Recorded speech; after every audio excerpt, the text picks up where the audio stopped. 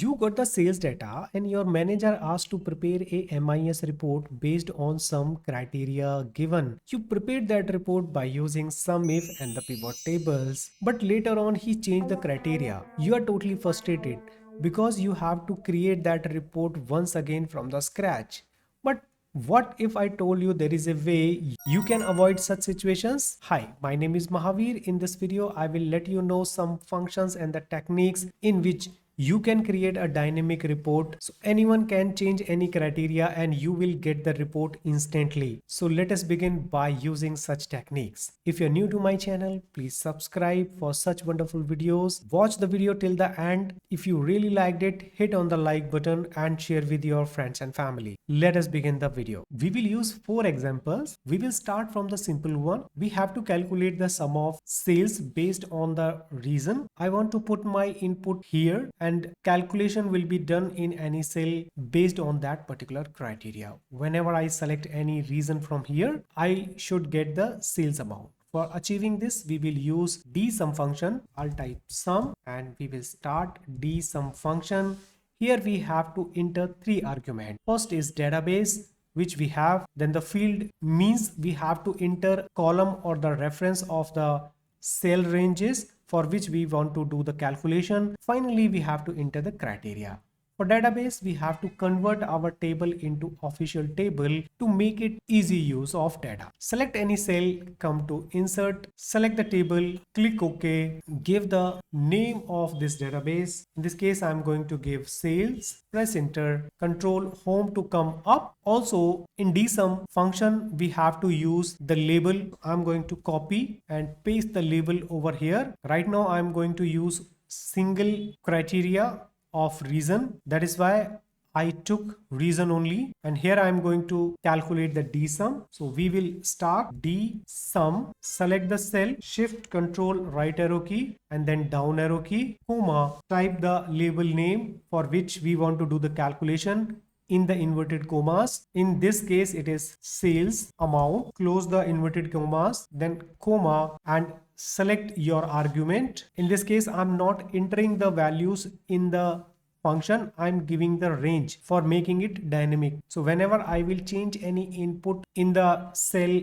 F2, I will get the sum over here automatically. That will make it dynamic. I'm making this range constant by pressing F4. Now closing the bracket, control plus enter to get the sum. Right now I have not entered any argument over here. That is why I'm getting total of the all sales. Now I'm going to copy, or we can simply type the reason north, press control enter. We will get the total of sales of north region. I want to make this report more dynamic. I want to create a drop down list to select the inputs data automatically. Whenever I add any reason over here, that should also update automatically here. For this, I will use the named range. I have written the functions over here. For this, I will use the offset, name range, and the data validations list function. I will use offset, in which I will give the sheet reference. Then I will define the range which start from the A2. In this case, it is A2. Then I will also use the count a function. So you can use this function. I have to copy. Then I will select the cell. I will go to the defined range. Here I will define the name. In refers to, I have to paste that function completely. Control V to paste it and accept this one. I have written the function for person list as well. Now select this one and go to data.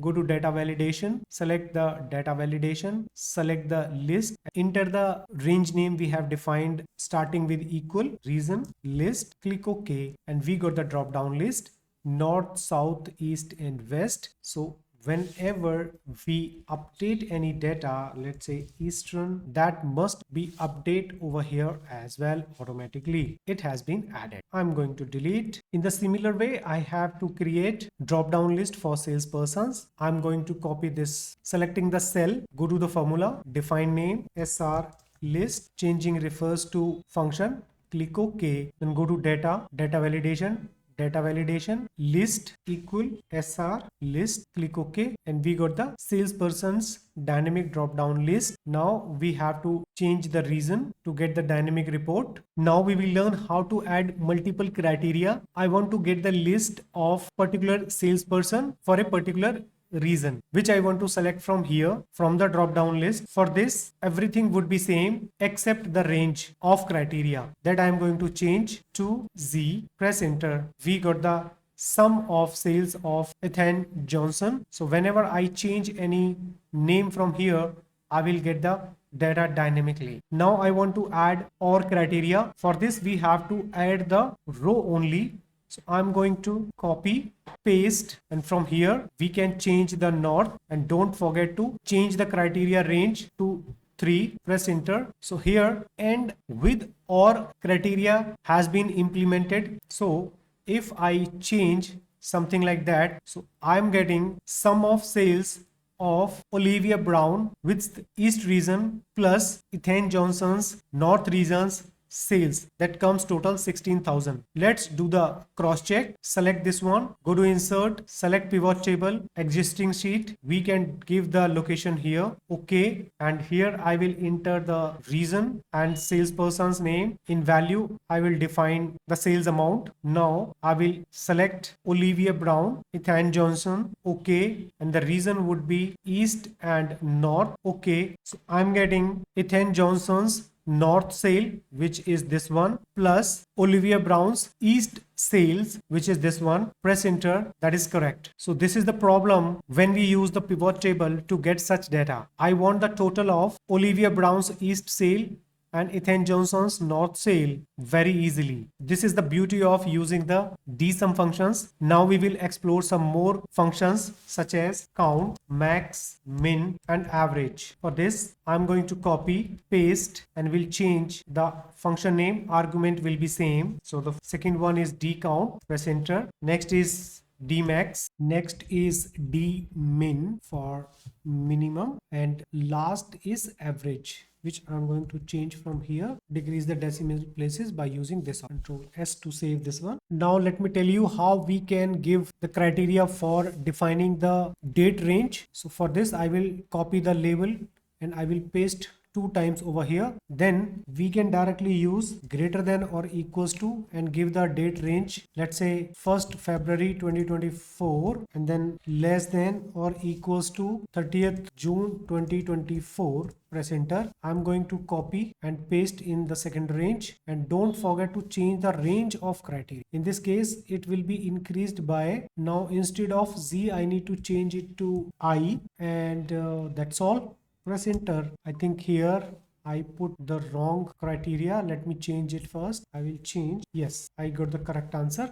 Now I'm getting the answer: sum, count, max, min on average between these dates. So let's see, can you get this kind of information using the pivot or SUMIF? If you will use the pivot table or SUMIF function, you have to use very lengthy formula to get this information. This is the beauty of using the database functions. You can define your criteria in the sheet itself and make the changes according to your requirement. Once you are done with your complete criteria, anyone can ask any information. In few minutes, you can provide the required data. One more example I'm going to give. We can use the wildcards. Let's say I want the data of all sales persons. The name start from E. So I'm going to change it wildcard with E. Press enter. I'm going to copy this one in the next as well. And if I change the data, because I have one employee only, let me see whether data will change. If I change the name here, it's getting changed.